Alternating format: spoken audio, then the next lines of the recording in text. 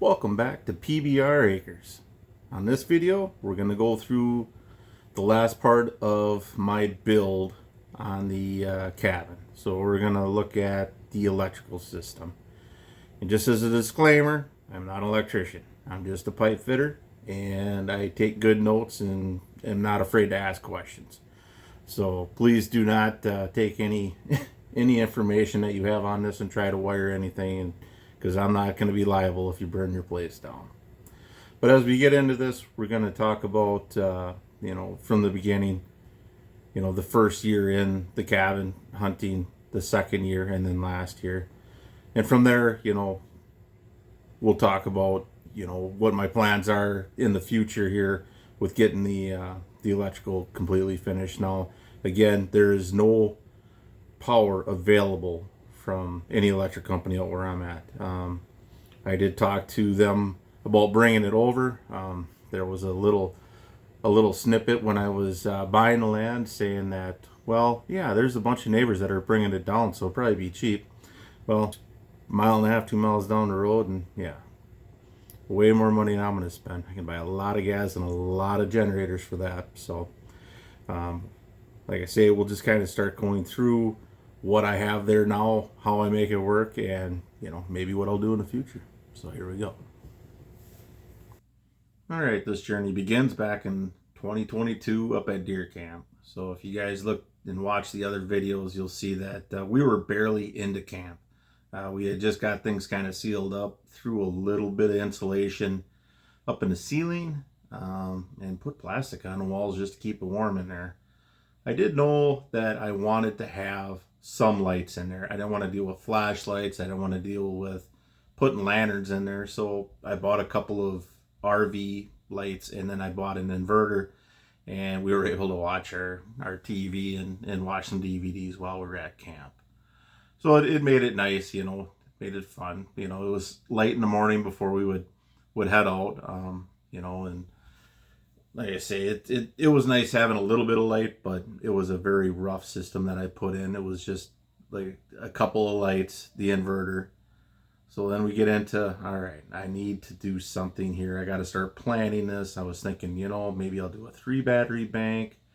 Maybe I'll go through, I'll get some solar in there and get everything set real nice. But, at the end of the day, it's like, well, I need to get figured out where I want my power. So I went through, I did the 110 stuff.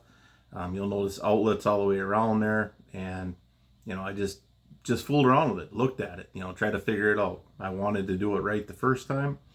So I went through and I did a lot of 12 volt in there too. So part of the system is going to be on the inverter or generator, and part would be just off of batteries. So with the batteries, I wanted to make sure that I had switches involved. So I figured out, all right, I need a 6-panel switch to take care of the lights that I want. I want a couple outdoor ones. I want 3 separate ones inside. And I wanted to get one for a ceiling fan. So ended up getting a hold of some wire. This is stranded wire. I think it's 12-aught. Don't quote me on that, but it was thicker. So I started pulling everything through. Labeled everything. Bought some stickers for it. Made sure that everything was labeled really well and multiple times. Taped everything together and started dragging all this stuff through. So I had all my 12 volt running through one area, and then the house power running underneath it. And I kind of brought them to a common area. So this is getting ready for the 2023 season. So I wanted to get, insulation in the walls. So I started, running all this wire and planning it out. Like, you look at what I had on those prints, I figured where I wanted everything. So run wire, let's pull a lot of wire. Let's get it in the walls. Let's get ready. And the biggest thing is the labeling and being consistent. So I was able to get some drywall up, make things nice, for that second year, and get some bunk beds in with some futures with the power in there. So here we are at Deer Camp 2023. You'll see that there's house power enough to get, we have lamps going in there along with the 12 volt that I kind of had in there before. So you see the lights there on the cross member up on top there. those were still our lights when we were running through. So we added the 110, and that in turn we ended up with a stove which had igniters. So wanted to power that thing up also. So in 2024, it's like, all right, we got to buckle down. Let's get this wiring done. Getting a lot of sheetrock up, getting things insulated. Wanted everything done. I bought this little fuse block, I guess you would call it, for all the 12 volt. And I sat down and I tried to figure out where I was going to bring all my power in. So on the bottom's the grounds, on the top is the hots.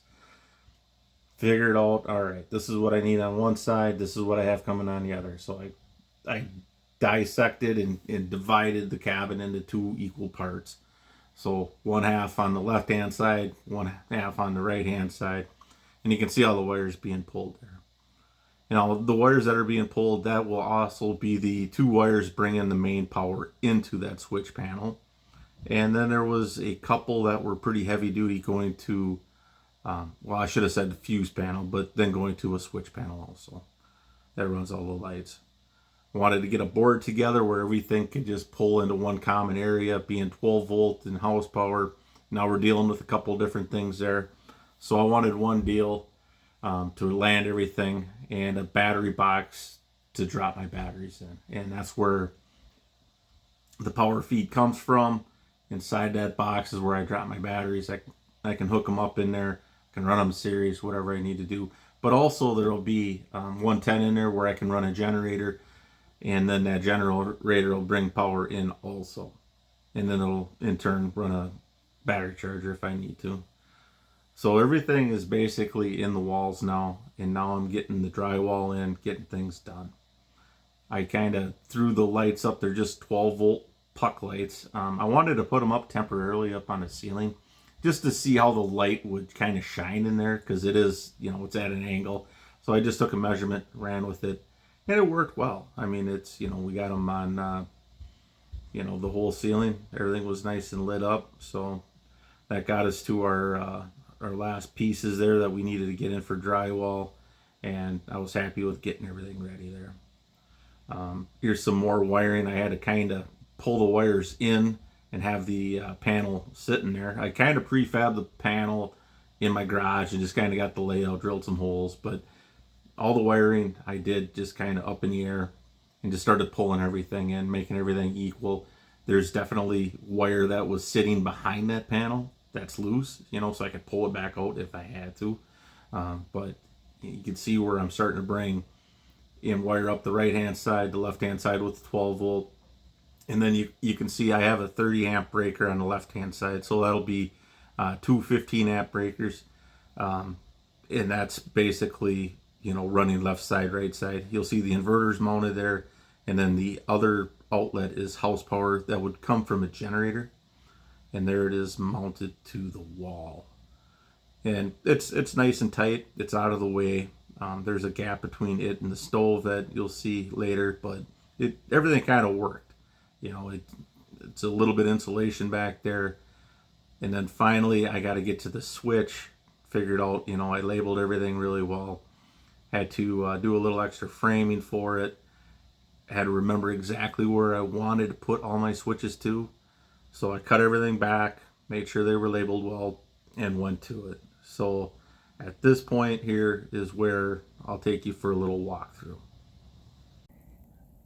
All right, this quick little video here of my electrical system. So currently I have one light outside. Walk in here quick. This is my battery box. I could put multiple batteries in there. Eventually, you'll see a piece of Romex sitting here. That's going to get wired in. There will be, at some point, we will have a outlet in there that also goes out, and that'll be the plug-in for the generator. So we come in the cabin, and what we have is I have my switch panel right here.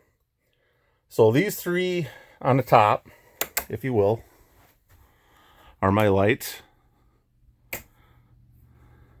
in here. This middle one I have wired for potentially putting a ceiling fan in here just to kind of, you know, distribute the heat a little bit better, keep the ceiling cooler, floors warmer. And the other two is I have one light out here also. So when you're on the porch, you have lights. And then the last one there would be for the outside lights. So only one of them not wired in at this point. And like I say, I'm looking at getting a ceiling fan. I'm going to finish off the ceiling. I put these puck lights in temporary just to make sure that, you know, everything lit well. And I'm happy with the measurements that I put in. Once we get over here, this is interesting. We have a 12-volt system and my house short power system here. So this little guy here is my power feed going into my box. This box has two breakers on it, two 15-amp breakers.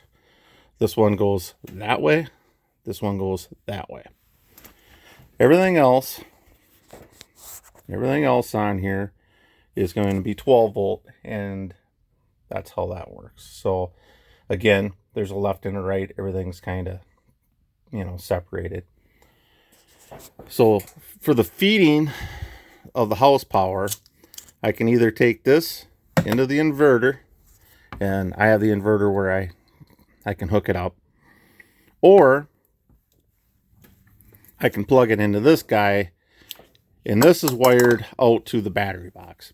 So that battery box, again, I'm going to have an outlet in the battery box. From the battery box, it's going to continue on outside where I can plug in a generator.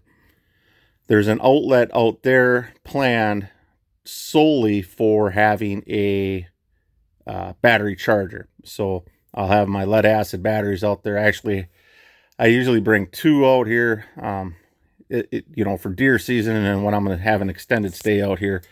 But, you know, if I could do a generator out there to charge them up, I won't have to bring them home, you know, during the deer season.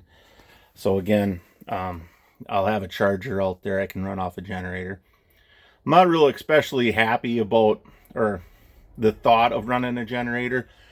If I were using this place a little bit more, I guess I would probably look into doing a solar system, you know, solar setup, all that stuff, get a better inverter than this little guy here that I got from the big box store.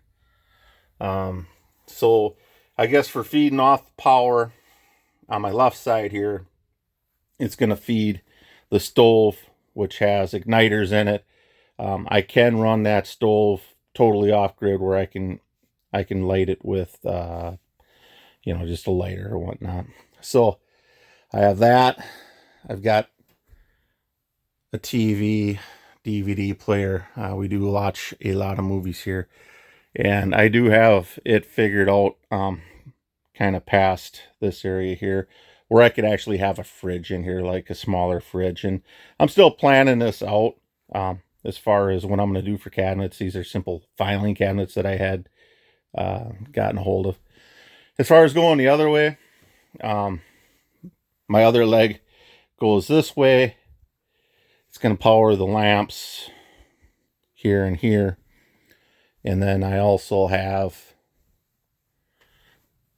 I do have a outlet in here where I could maybe put in an air conditioner in that window.